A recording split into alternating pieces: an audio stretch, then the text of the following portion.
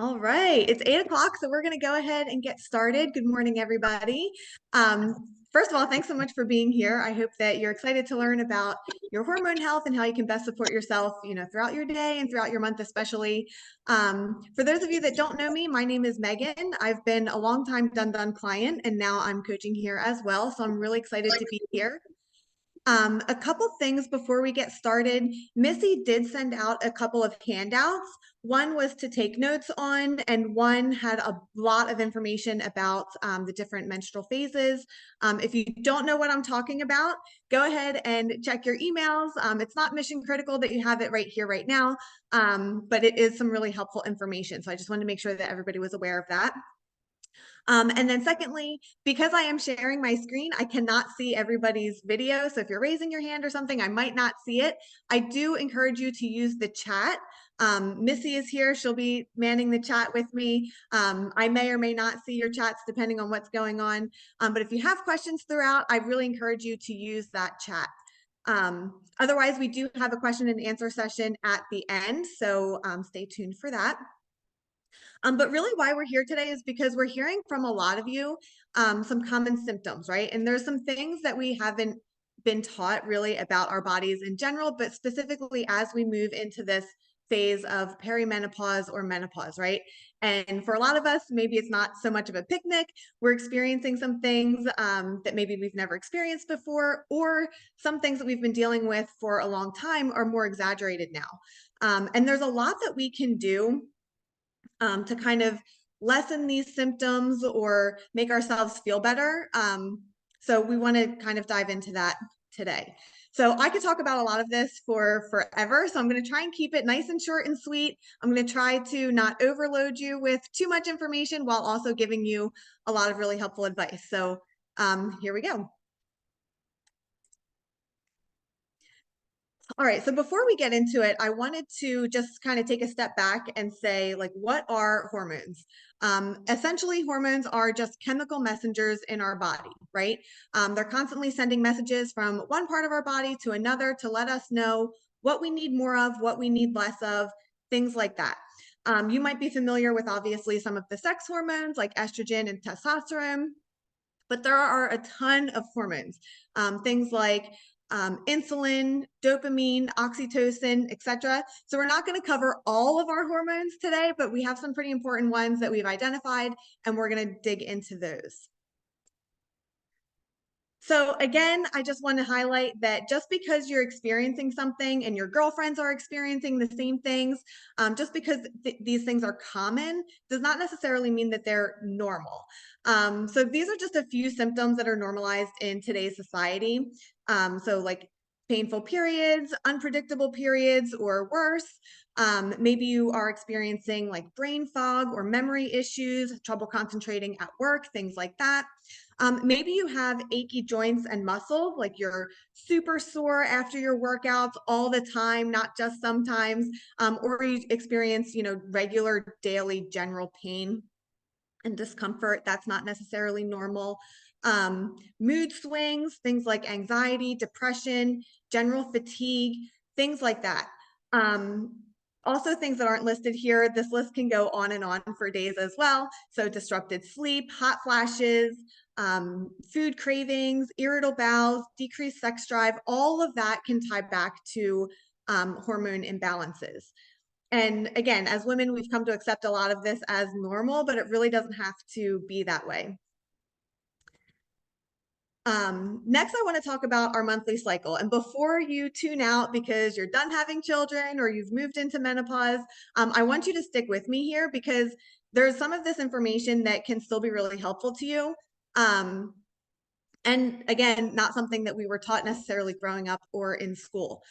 So I know this can be a little bit of a weird shift to kind of make because a lot of us think like, oh, I got my period, like this sucks, right? That's kind of how we've been brought up to think about it. But really, it's a gift, right? We have this gift that men don't have because if you don't know this, male hormones are the same every day, right? Every day of the month, they experience the same hormones in the morning and at night. For us women, our hormones fluctuate throughout the month. So that's why I won't get into that. But there are 4 phases to our monthly cycle. The first one that we'll talk about today is the follicular phase. That happens right after menstruation. So menstruation obviously is when you're actually bleeding. When you're finished bleeding, you enter the follicular phase. Think of this as your body's like spring season, if we're going to equate it to times of the year. Your energy should be increasing here. A strength for you in this phase is going to be creativity. So this is a good time to brainstorm on a new project, or if you want to rearrange your kitchen cabinets or whatever, this is a really great time to do that. Exercise that's really good in this phase is going to be more cardio, or again, trying something new, some experimentation here. What's going on with your hormones? The most important part, right? Progesterone is really low and estrogen is beginning to rise, okay? Next, you enter the ovulation phase. So think of this as your body's summertime. Your energy levels are typically at their highest during ovulation. You might even feel more confident, more attractive. And again, this follows the follicular phase. So a strength here is going to be communication. So this is a really great time if you've been wanting to ask for a raise. This is a great time to do that. If you have some kind of crucial conversation that you want to have with your spouse, this is a really great time to do that as well. Communication is on point during these couple of days during ovulation. Exercise that's supportive during ovulation include things like intense workouts. So if you're in here, you want to be lifting heavier, usually you can be going harder in DECA. If you're a runner, this is when you can be doing your sprints or prioritizing your sprints. Basically, this is when you are at your peak to be performing at your best. So again, all of your hormones, estrogen and testosterone, they're at their peak during ovulation. Then you're going to enter your luteal phase, which we can consider our body's fall. So this is when those hormone levels are going to begin to dip, right? So you might be feeling pretty good at the beginning of your luteal phase. But then towards the end, as those hormone levels start to come down, you might be feeling decreased energy. You might be getting a little bit irritable. If you're someone who experiences PMS, this is where those symptoms are going to be, at their highest. Particularly if you do have some hormone imbalances going on, you are going to have, this is when you'll have cramps, anxiety, depression, those types of things will also kind of ramp up if those are things that you experience. But the gift in this phase is going to be completing tasks. So if you're someone that keeps a list, like a running list of things that need to get done, this is a great time to really bang that out. For exercise, you want to really be prioritizing your strength training and your flexibility. That doesn't mean you can't do cardio or anything like that. It's just that we want to really be prioritizing those strength-based workouts. And then any mobility type of workouts are also going to be really supportive. So as estrogen and testosterone are beginning to dip here, progesterone levels are beginning to rise. And then finally, we have menstruation. So this is our body's winter time. This is a great time to really go inward. If you're someone who likes to journal, or maybe if you're allergic to journaling, this is a great time to experiment with something like that. The strength here is going to be your intuition. So if you notice that things maybe bother you a little bit more, or you're more sensitive to the things that are going on around you, it's because your intuition is at its peak during your menstruation phase. For exercise, yoga, walking, and rest are going to be really supportive for you, especially those first couple of days. So days 1, 2, and 3 of bleeding is really where you're going to want to be prioritizing these things. Again, that doesn't mean that you cannot, do anything else, or you can't be lifting heavy or coming to DECA or anything like that. It just means that your body is not operating at peak levels. And so you might not be hitting your targets like you did a couple weeks ago. That is very normal, and that is going to be working with your body. Okay, I know that was a lot of information. So again, if you have questions, go ahead and put them in the chat. I'll try to address them, and Missy will try to address them as well. So this is our monthly cycle. This is what's going on with our body, throughout the month as we go. We also have daily rhythms, right? So if you're familiar with the circadian rhythm, that's, our wake and sleep cycle. Things that contribute to that are, cortisol and melatonin. So some of you might be taking a melatonin supplement at night to go to sleep, but your body should actually be producing melatonin on its own. And if you're taking a melatonin supplement, you're suppressing your body's natural ability to produce this hormone that helps with your sleep pattern. So just be mindful of that. Cortisol kind of gets a bad reputation because it's a common hormone that gets out of whack. So it does contribute to a lot of these symptoms that we see, but it is a really important hormone. So we want to make sure that we're supporting cortisol levels. I don't like to use the word normal, so I'll use the word optimal instead. An optimal cortisol pattern is going to be high in the morning, and then it's going to slowly trail off and dip and be very low in the evening. That's because we want you to be awake and alert in the morning. You should be, when your alarm goes off, or if you don't use an alarm, you should be waking up kind of ready to go for the day, right? That means your cortisol is high. And then throughout the day, your cortisol gets low. What can happen here is if you have been under a lot of stress, whether that be physical, emotional, environmental, or a combination of the three, your cortisol pattern can do a couple of different things. It can either be chronically high, which means it's just high all the time. It can be chronically low, which means it's just low all the time, or it can kind of be lower in the morning and then spike up in the afternoon, and then kind of low in the mid-afternoon and then spike up again at night. So it kind of does this like reverse kind of up and down thing. That can be really fun for a lot of us, and again, something that's very normal in our society, but doesn't necessarily have to be that way. And then the last one that I wanted to touch on is insulin. Sometimes people think, well, I'm not a diabetic, so I don't have to pay attention to that. And that really isn't true. I think insulin is an important hormone for all of us to be kind of aware of what's going on. Insulin will rise and fall naturally as you eat or don't eat, right? So that's why if you get, lab testing done, they're generally fasting because they want to see what your labs look like after a period of time of not eating, right? So it's normal for your insulin to spike when you eat and then kind of go down, or if you fast for, you do intermittent fasting or something like that, your insulin levels will be really low, and that can also be a dangerous thing, right? So another thing that can happen is if we don't have enough muscle on our body, which can happen as women age and they enter this perimenopause and menopause phase, we tend to start to lose muscle and gain fat instead because of the hormone, the way the hormones are operating in our body now.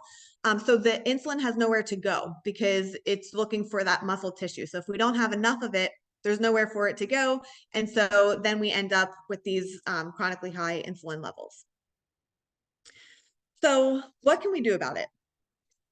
There is testing available. Some of you, I know Missy and I have spoken to a bunch of you. You've kind of been arguing with your doctors about getting testing. You kind of think that there's something wrong, but they continue to tell you things like, your labs are normal, or your symptoms are normal, or whatever. They're not running these tests. And there's reasons for that, which again, I won't get into today. But if you are able to get your hands on some testing, you can expect a combination of blood tests, urine tests, or saliva tests. And when you test also matters because again, like we've already talked about, your hormones are different throughout the month, right? So when you get these tests done does matter because otherwise you're just getting a snapshot in time and you don't know what to compare it to or what your levels should be on that given day, right? So if you are able to get yourself tested, make sure you work with someone who understands that, make sure they give you a specific time frame to go ahead and get these tests done. And then lastly, I just want to say, testing is not 100% necessary for success, right? So if you don't have access to testing or it's not something that you're able to do, I don't want you to feel defeated right now, right? You can take what we're going to be talking about and start putting them into practice. And you'll notice that you'll start to feel better. And at the end of the day, that's really all that matters, right? We don't need a diagnosis, or we don't need something clear and black and white, even though that can be really, really helpful. It's not necessarily something we 100% need in order to start feeling better. So I just wanted to make sure that I say that. All right, so the fundamental factors that influence hormone health, there are 4 of them. Your gut health, which is kind of trendy right now, that's huge. Liver health, inflammation, and blood sugar balance. Those are all really important to pay attention to in terms of making sure that our hormones are happy and healthy. So let's get into it. First, we have gut health. Essentially, when we talk about gut health, we're talking about the bacteria in our gut. The bacteria in our gut influences our weight, our mood, our menstrual cycles, our heart and bone health, etc. It also excess estrogen in our body should be excreted through our stool if we have a healthy gut. So if your gut isn't optimal, you might be contributing to having excess hormones in your body, which leads to all kinds of fun symptoms, right? Some of the things that might be messing with your gut health that you might not be aware of are, first of all, stress. Stress can be really detrimental to the bacteria, the good bacteria that we need in our gut. Antibiotics, if you're someone who takes antibiotics pretty regularly, that can be contributing to your gut health. And then finally, the standard American diet. So if you're someone that doesn't have a lot of color in your diet, or you're eating lots of packaged foods, or you're dining out at restaurants a lot, things like that will contribute to a gut that is not necessarily optimal. At this point in the presentation, you're going to hear me start repeating some things because our body works together as a unit, right? Even though we have all of these different systems in the body, everything really does truly interconnect and work together. So I'm going to start repeating myself here. But things that are supportive to your gut health include things like a diverse diet, so making sure we're getting plenty of color in our diet specifically, fermented foods, you might have a probiotic supplement, and then regular exercise and plenty of fiber. So when you think about fiber, think about as it moves through your body, it kind of grabs onto any toxins or excess hormones or anything that we don't want to be there. Fiber will grab onto those things and kind of pull it through your system to make sure that it gets excreted in your bowels.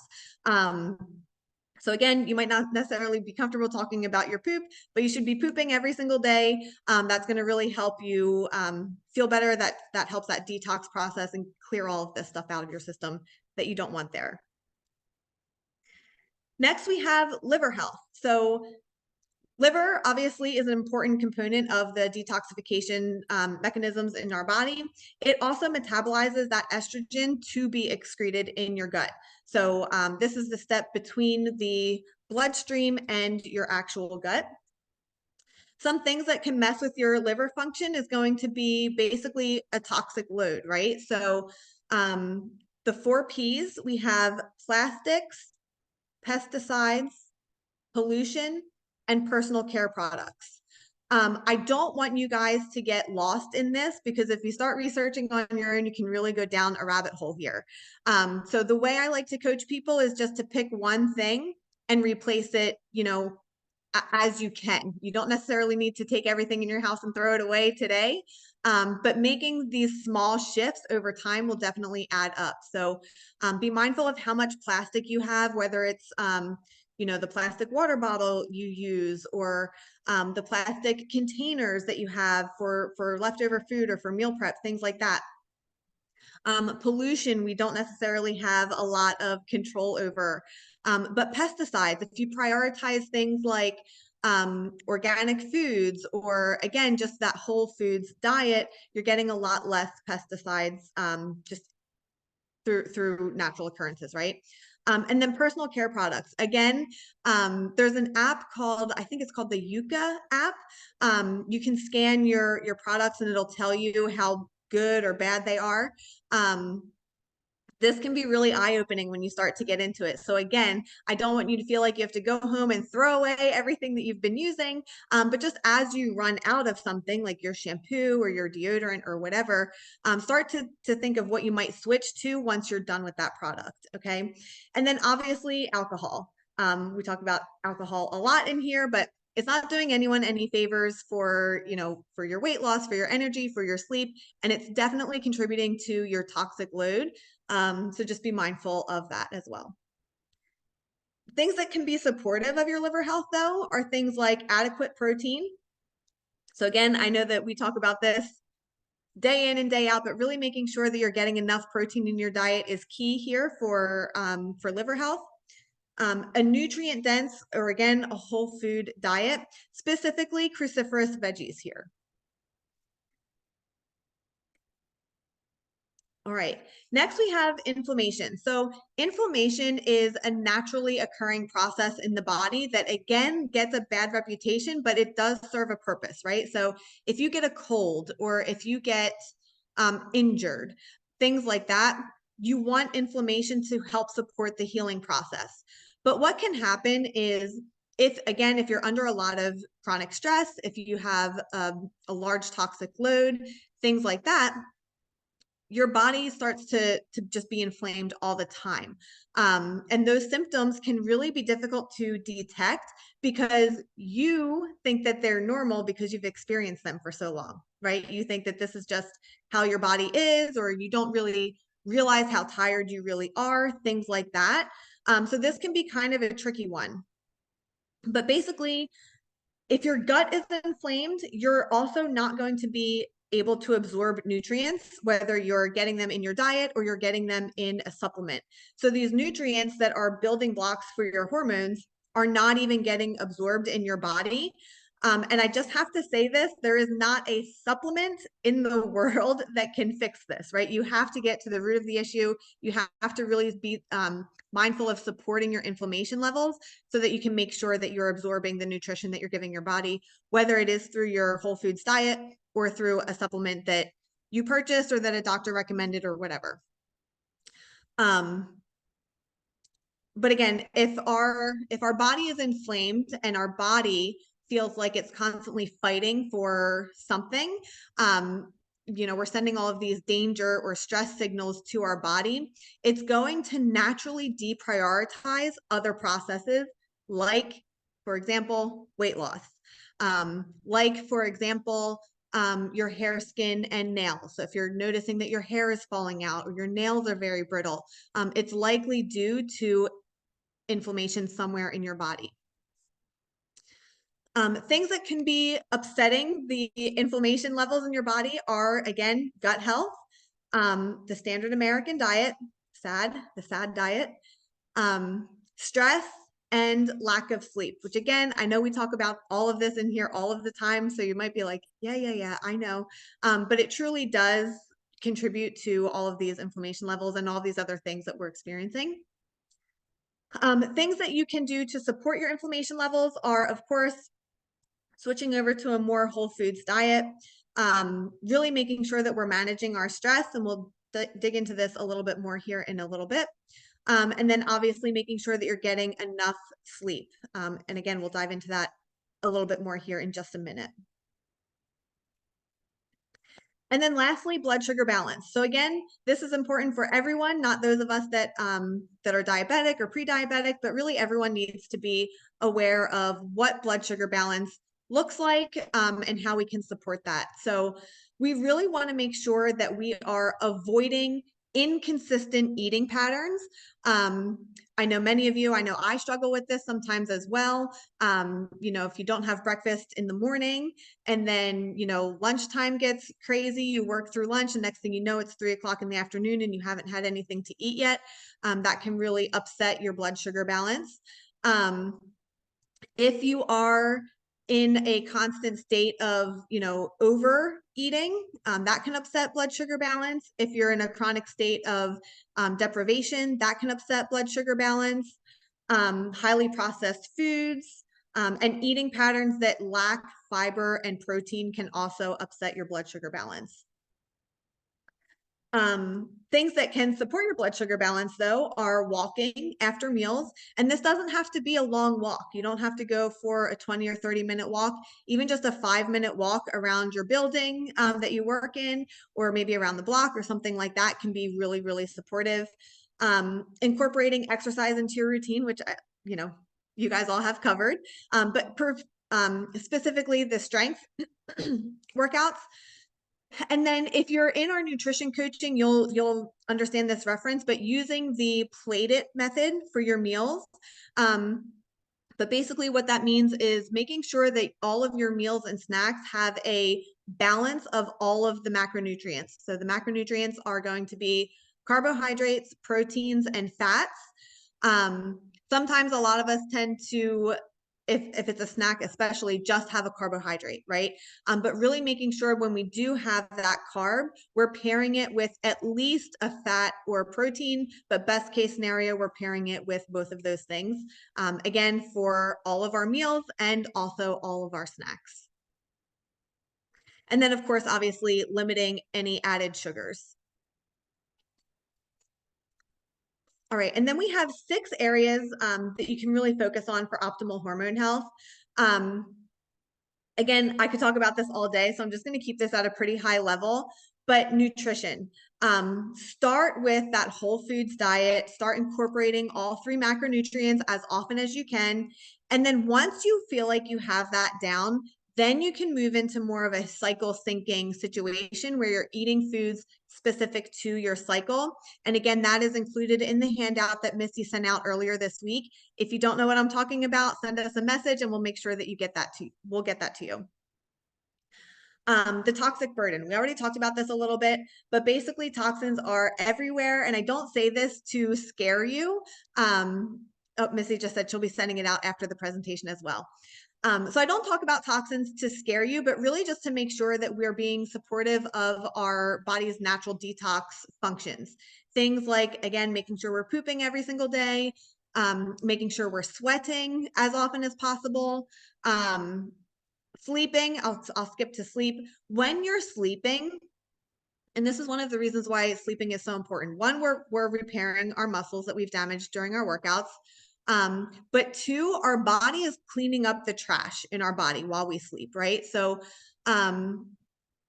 when you're sleeping, your body is taking all of the dead cells, all of the toxins, things like that, and it's flushing it through your system. It's part of the repair process that we go through when we're sleeping. So if we're not sleeping enough, we're really missing out on that critical component of getting rid of these toxins that are in our body. We already talked about alcohol, but again, it is a hormone disruptor. It disrupts your gut health. It disrupts your sleep. So again, you can see how all of these things are interlinked. Physical activity, again, most of you have covered because you come to the gym. But just to note here, too much activity can be detrimental to you, as well as not enough activity. So this is a balance that each of you will have to find for yourselves.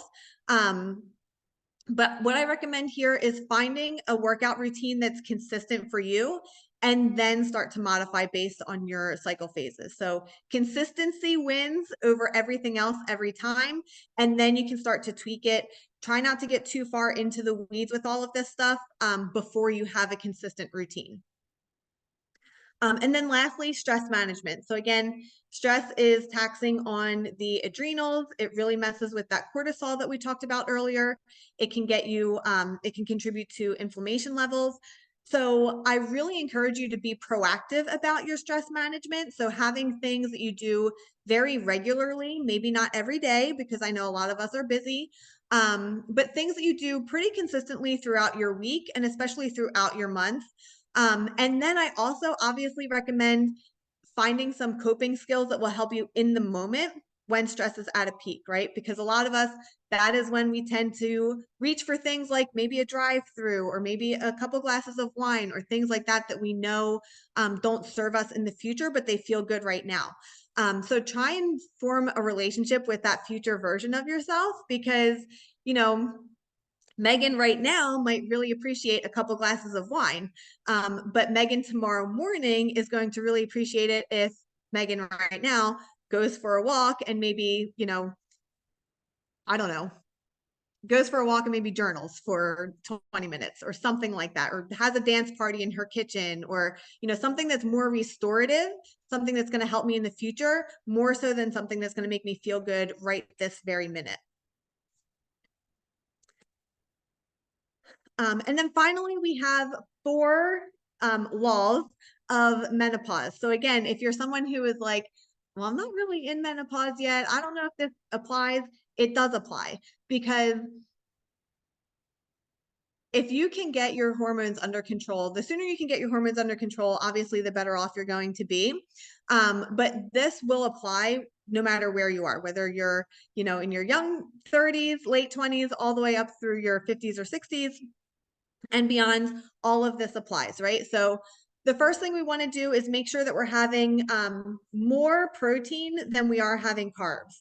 So for example, if your protein target every day is 140 grams of protein, we want to make sure we're aiming for 120 grams or less of carbs. Again, this is going to help support that blood sugar balance that we've talked about. Next, we want to make sure we're having complex carbs at dinner. So again, carbs are your friend. Try not to be avoiding them completely. Having carbs at dinner are going to really support your sleep quality and overall energy levels. We recommend about half a cup of, again, good complex carbs, or about 50 grams if you're someone who measures. Number 3 is going to be a morning walk, right? So our DNA does expect us to move, right? So any movement we can get in throughout the day. I know I see a lot of you walking in the parking lot after class, getting those steps in. That's really, really supportive, especially as the sun's coming up. Getting that sunlight in our eyes is going to help regulate our circadian rhythms, the sleep and wake cycles. So I really recommend walking in the morning, and then also walking in the evening if you can. Watch the sunset. I know this can be really challenging this time of year with, you know, not having access to as much daylight, but anytime you can get a walk in, especially if it's outside, is going to be really supportive. And then lastly, we want you to be strength training a minimum of 3 days per week. So in general, we want more strength training days than we do have cardio days. And this is for lots of reasons, but generally we want to make sure that we are actively building muscle, whereas too much cardio can really be detrimental to that, right? So we want to make sure that we have a really nice balance there, because obviously cardio is important for other health reasons, right? So we don't want to not do any, but we really want to make sure that we're prioritizing our strength days. I don't know if any of you can relate to this, but back in the day when I came to Dun Dun, I straight up would not come if it was not a cardio day. I would only come on those days that my heart rate was getting really high. And you know, if you're a runner, you might think, oh, well, I need to run, blah, blah, blah. I have these running goals, but myself and other runners at Dun Dun have noticed that as we've kind of cut back on our runs, or even run a little bit slower and increased our strength training, we have gotten faster. We are able to run longer. So your running can still improve, even though you're not like running every day or running as fast as you can every time, things like that. So really making sure that you're getting those strength training days in. A minimum of 3 days per week is going to be really supportive to building up that muscle and helping you achieve all of your other fitness goals that you may or may not have anyway. All right, so to recap, the symptoms that you may be experiencing, they might be common, but that doesn't necessarily mean that they're normal, right? So kind of try and get out of that mindset that this is just how things are. Your hormones are going to fluctuate throughout the day and throughout the month. So try and start to get familiar with them. Try and start to work with them instead of against them. And then start with the basics of taking really good care of yourself before you get too much into the weeds about any of this. And then lastly, I'd really love for you all to pick just one thing from today's session and start with that and then build. I know sometimes when we get new information, it can be really exciting. We have all of these things that we want to do. But sometimes what that can lead to is like an all or nothing mentality, or just a general lack of being able to be consistent moving forward. So we always recommend picking one thing, maybe something small, getting that to a place where it's consistent, and then building on from there. But now I'd love to open it up for some general questions, maybe some coaching. So if you have any questions, now would be a great time to either unmute and go ahead and chime in here, or obviously you can use the chat and we can answer there as well. But while we wait, we did have a couple of questions come in on the form when you registered. So the first question was, what are the best natural hormone foods to eat? So basically, what foods specifically are going to best support my hormones?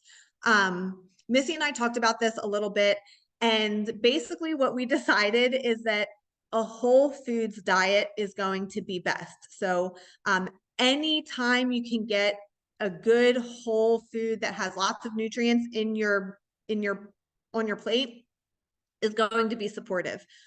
Once you can get to that place, then you can get into the cycle syncing part of things. And then macros for weight loss after 50. Actually, Missy, I'm going to ask you to chime in here because you had such a great answer to this. Sorry, we migrated to the hallway. It's a little warmer out here. So yes, when it comes to your macros, protein's still going to be a priority there. We look for 0.7, 0.8 to 1 gram per pound of body weight. So I'll use the example for a 150-pound woman. They're going to be taking in about 120 to 150 grams if you're actually counting those macros. Carbs, right back to the dinner time, you guys need at least 50 grams total each day. Bare minimum. So even you guys that have attempted keto, it's not supporting your thyroid health, especially your adrenals. You're just going to be stressing yourself a little bit more. So that dinner time where she was talking about having the starchy carbs, that's where you're looking for 50 grams potato, 50 grams rice, something on that starchy end of things. Ideally, most of you, especially if you're an athlete, you're going to be taking in well over 100 grams per day. That's going to be a little more individual, of course, as well. And then your fats. Anybody who's 40 plus, you guys need 6 to 8 grams of fat per meal. So if you look at something like 140 grams of your chicken, you're taking in about that 6 to 8 grams per each one. Awesome, thank you. And then we do have some questions coming in the chat, so thank you for those. Do we have a list of tests that should be done? And kind of caveating off of that, what tests for those who are postmenopausal? Missy has an exciting announcement after this, so I'm gonna kind of lead into that. But I will say that testing is going to be individualized. So that's a really great question for a practitioner that you work with. We can also put together a list of recommended tests so that you can take that to your doctor and ask for them. Whether or not they'll run them, again, is a different story, but we can definitely put together a list so that you can at least go in educated, right, to have that conversation.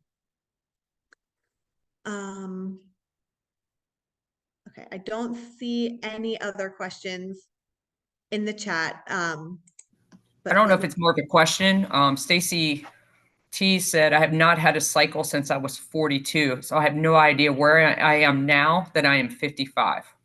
Do you want to tackle that one? I do. So I probably should have defined this in the beginning of the presentation, but menopause is basically 1 year after your last period date. If you have not had a period for 1 whole year, you are officially in menopause. Perimenopause is that really fun time between when your periods are coming regularly and consistently and when you finally reach the point where you're no longer experiencing a period. This can last up to 10 years, you guys. So you never really know when you're in perimenopause. Usually it's when you start to experience some of these symptoms like anxiety, depression. You start to feel like you're crazy, you're yelling at your family all the time, hot flashes, things like that. Periods aren't coming as regularly. Maybe they're heavier or lighter than normal. All of those things are signs that you might be approaching perimenopause. And that can happen as early as, early to mid 30s. There's really no general age for all of this. It really, again, goes back to just that individual experience. So Stacey, I'm not a doctor, so, but I think it's pretty safe to say that it's been so long, you're definitely in menopause. But again, all of the stuff that we talked about today, regardless of if you're in that perimenopause phase, or early menopause, or you haven't had a period in 10 plus years, you can still implement what we've talked about today to start to feel better if you're experiencing any of the symptoms that we've discussed. So I hope that's helpful. I want to tag on to that too. I'm not sure the reason that you haven't had a cycle since 42, but if you've been, say, hysterectomy, you guys are still going to go through a cycle. Mm-hmm. Just to kind of tag on to that. So that does throw off that number a little bit. You could actually be starting at 50 in that case, even though you officially haven't had a cycle. Yeah, there's a lot of really nuanced things like that when it comes to female health, especially when it comes to female reproductive health. And the crazy thing is, I just learned recently that women were not included in any kind of medical study until like the 90s. So we don't have a lot of research really even to support any of this. So this is a pretty new field of study and expertise when it comes to, not just saying that, oh, these women are crazy, or this is all just how it has to be. It's just now finally starting to be studied at the, academic level, which is really exciting because, our daughters won't have to hopefully experience, life the way that we have. But, we're all learning something new every day when it comes to our health. Molly added in there the book called The Change Before the Change. It's also a great resource. Mm-hmm. Yep. Alyssa Vitti is also a really great resource. She has 2 books. One is Woman Code, and I forget the name of the other one, but she talks a lot about, everything that we covered today. What's normal, what's not normal, how you can support yourself, all of that kind of stuff. So, and I can get Missy this information so she can send it out when she sends out the recording as well. Another person hasn't had a cycle due to birth control. That's also really common. And again, that's a whole topic by itself. But what I will say about that is you can, again, definitely start to implement what we've talked about today. So if there's something specifically that stuck out to you, like maybe your stress levels, maybe your nutrition, maybe your sleep, pick one thing and start to work on that. And I promise you, you will start to feel better. Something else I want to say about that is that these things do not happen overnight, right? We didn't get to where we are overnight. So don't expect, an overnight change. If you start eating carbs at dinner, for example, today, don't expect to feel 100% better tomorrow. These things do take quite a bit of time. So give yourself that time to build consistency, stay patient. It's a process. All right. Any other questions? All right, so I'm going to pass it back over to Missy. Oh, there we go. For an exciting announcement.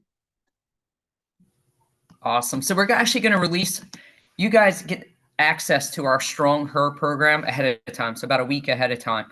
If you guys have already heard, we're going to be pairing with Megan and her mom's company, Rise Above Wellness. They are going to be performing all the testing for us. So this is going to be a 6-month program. As Megan just said, don't expect something to change overnight. Okay, you ate good today and tomorrow it's going to be something different. You had your blood work done today and tomorrow it's going to be different. So this program will be 24 weeks of our new Done Nutrition coaching program. You'll have a weekly check-in session with either Megan, Stacy, or myself during that time frame. And back to that with the rise above, she will also be doing a review of all your testing. She will send you a video of it. If you guys later on want to dive in deeper, you can. That'll be between you and Patty. Yeah. And then you guys are also running some seminars as well. Correct, Megan? That are going to be included in there as some bonuses once we get in it. We will also be including our new 3D body scanner so we can truly see what's happening with you guys. Body fat wise, muscle mass, inches lost. It's kind of cool to see. I put my clay animation out there the other day. That changes your mindset a little bit more. And then also included in this is going to be the 6 months of group training included in the cost. If you are interested in this program, there's the QR code there. And you can also reach out to me. I'll go ahead and put my cell phone number in the chat if you guys are unable to jump onto one of those time frames too. Any questions with that?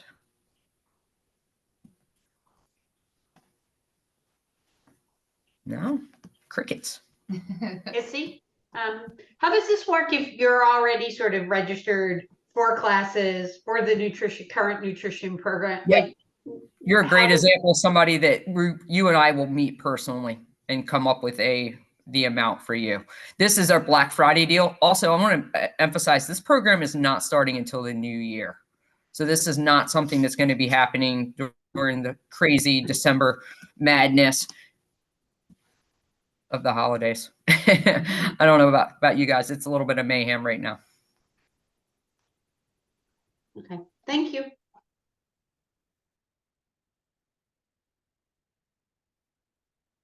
Yeah, Shelly, for you, exactly. The same exact thing.